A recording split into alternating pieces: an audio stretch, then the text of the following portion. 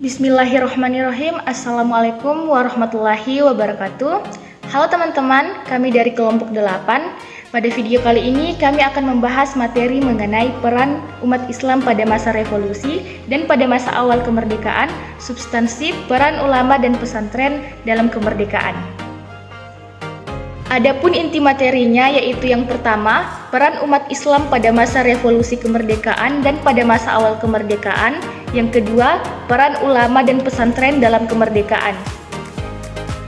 Nah, materi pertama yaitu peran umat Islam pada masa revolusi, di mana umat Islam memainkan peran yang sangat penting dalam kemerdekaan, yaitu seperti adanya pembentukan organisasi dan kelompok Islam seperti Sarekat Islam, Muhammadiyah, dan Nahdlatul Ulama. Selanjutnya, adanya tokoh-tokoh Islam yang berpengaruh seperti Haji Agus Salim, Kiai Haji Hashim Asy'ari, Kiai Haji Ahmad Dahlan. Dan selanjutnya adanya partisipasi umat Islam dalam pertempuran, contohnya pertempuran 10 November 1945 di Surabaya.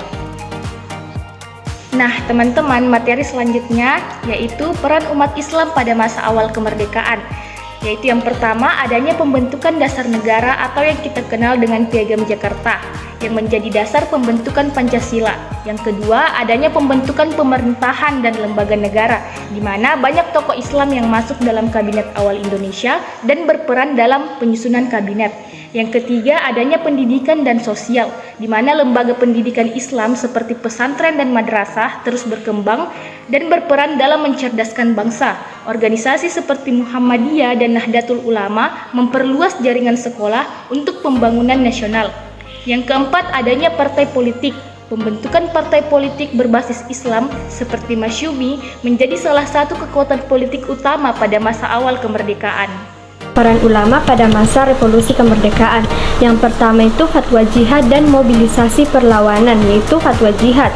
Salah satu kontribusi paling signifikan dari ulama pada masa revolusi kemerdekaan adalah penerbitan fatwa jihad yang mendorong umat Islam untuk berperang melawan penjajah. Fatwa ini dikeluarkan oleh Hadratus Syekh Hashim Asy'ari pada 22 Oktober 1945. Yang kedua yaitu kepemimpinan dalam perlawanan. Ulama seperti Kh. Wahid Hasyim dan Kh. Mas Mansur berperan sebagai pemimpin militer dalam berbagai pertempuran, mengorganisir dan memimpin laskar rakyat dalam pertempuran melawan penjajah.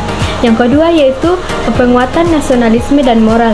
Yang pertama itu pembentukan karakter. Nah, melalui ceramah dan khutbah, ulama menanamkan nilai-nilai nasionalisme dan semangat perjuangan kepada masyarakat. Selanjutnya yaitu pendidikan nasionalisme. Nah, ulama di pesantren mendidik santri tentang pentingnya kemerdekaan dan hak-hak sebagai bangsa yang merdeka dan menggabungkan pendidikan agama dengan wawasan kebangsaan.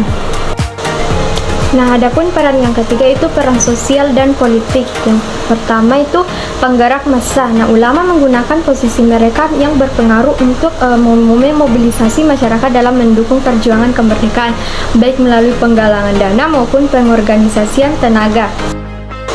Selanjutnya yaitu peran pesantren pada masa revolusi kemerdekaan. Yang pertama itu pusat pendidikan dan kaderisasi. Yang pertama itu pendidikan nasionalisme. Nah, pesantren menjadi tempat pembelajaran yang tidak hanya mengajarkan ilmu agama tetapi juga menanamkan semangat nasionalisme dan cinta tanah air. Yang kedua itu kaderisasi pemimpin. Yang pertama itu pesantren melahirkan banyak tokoh-tokoh perjuangan yang kemudian menjadi pemimpin dalam revolusi kemerdekaan. Yang kedua itu pusat perlawanan dan mobilisasi. Yang pertama itu basis gerilya. Nah, banyak pesantren yang menjadi basis gerilya dan pusat perlawanan melawan penjajah. Yang kedua itu mobilisasi massa. Nah, pesantren berperan penting dalam memobilisasi masyarakat untuk mendukung perjuangan kemerdekaan. Yang ketiga yaitu pusat komunikasi dan koordinasi. Yang pertama itu jaringan pesantren. Nah, jaringan pesantren yang tersebar di berbagai daerah memudahkan penyebaran informasi dan koordinasi perlawanan. Nah, teman-teman, tibalah kita di akhir pembahasan. Secara keseluruhan, ulama dan pesantren memiliki peran yang sangat penting pada masa revolusi dan pada masa awal kemerdekaan Indonesia. Mereka tidak hanya berperan dalam perjuangan fisik melawan penjajah, tetapi juga memainkan peran yang sangat signifikan dalam pembentukan identitas nasional, pendidikan, penyebaran nilai-nilai Pancasila, dan rekonstruksi sosial pasca perang.